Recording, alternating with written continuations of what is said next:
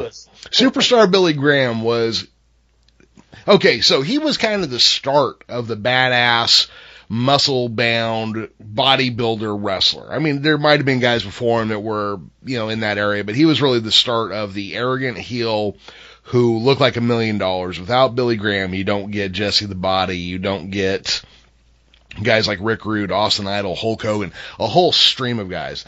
Yeah. Billy Graham also had the advantage of being able to piggyback onto the Graham family.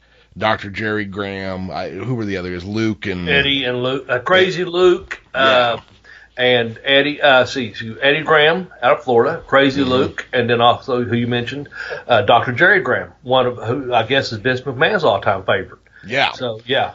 But they were all that kind of crazy, wild, super badass heel group. Then you just take, Billy Graham was just this big, mean-looking, ripped and shredded, huge dude.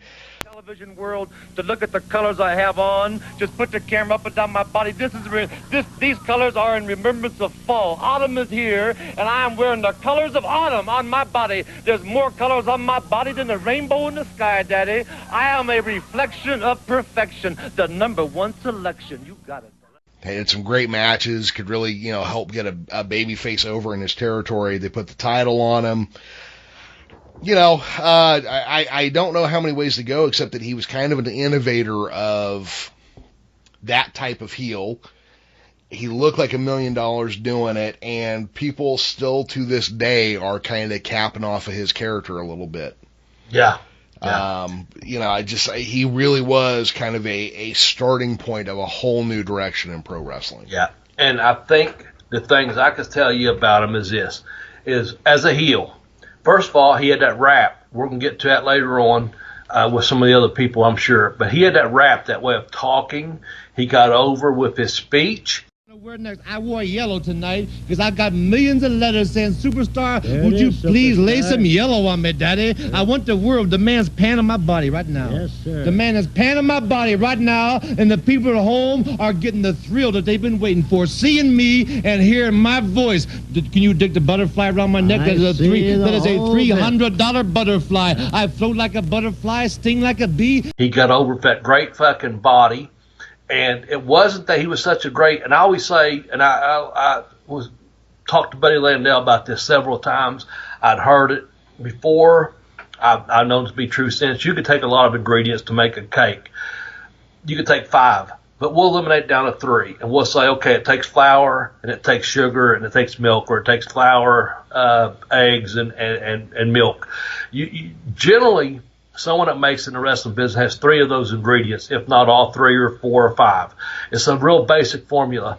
But Billy Graham had the ingredients of a great body and a great talk. Wasn't the greatest worker of all time, but he knew how to work like Lawler.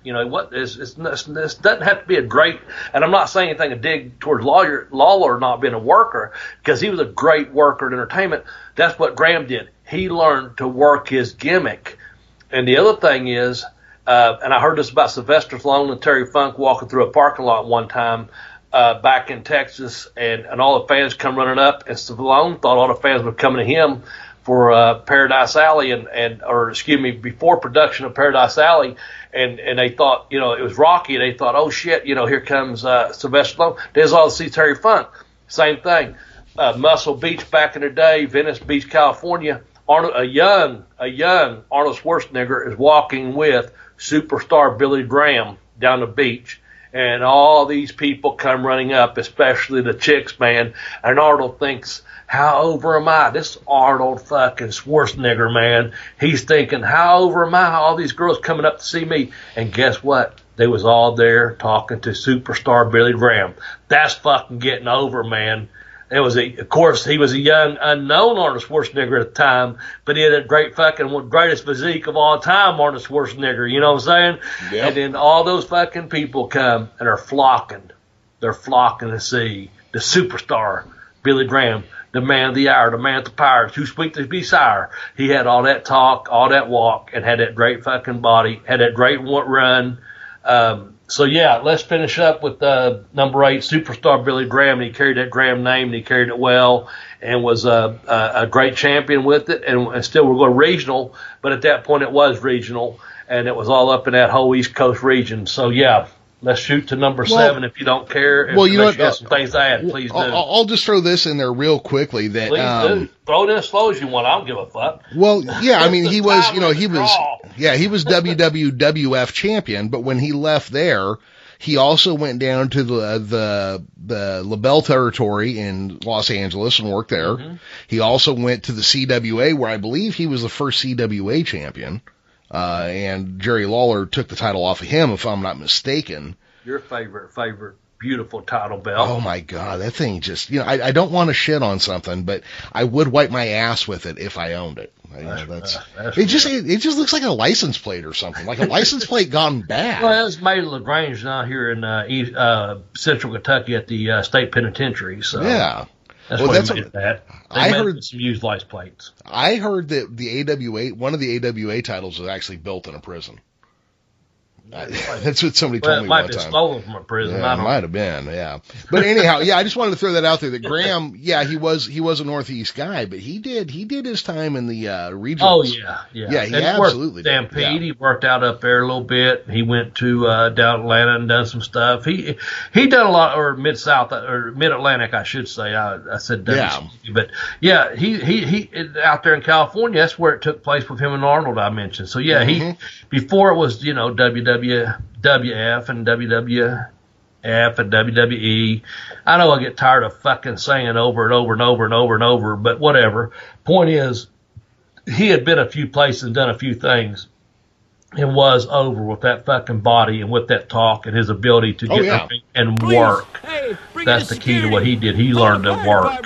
Yeah, absolutely. And there's that distinction we can make too between like a wrestler and a worker.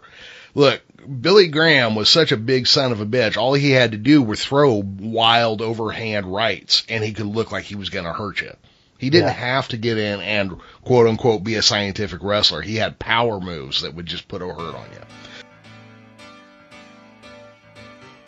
you. One more time says, Bobby, will you please show the fans your belt? And Bob Backlund says to Vince McMahon, but Vince, I like my robe. He gave the fucking belt, he took it from a man and gave it to a motherfucking child. Bob Backlund. But Vince, I like my robe. That's the biggest fucking mistake the fucking business has ever had. And you put this all over the motherfucking internet. I am still living about it.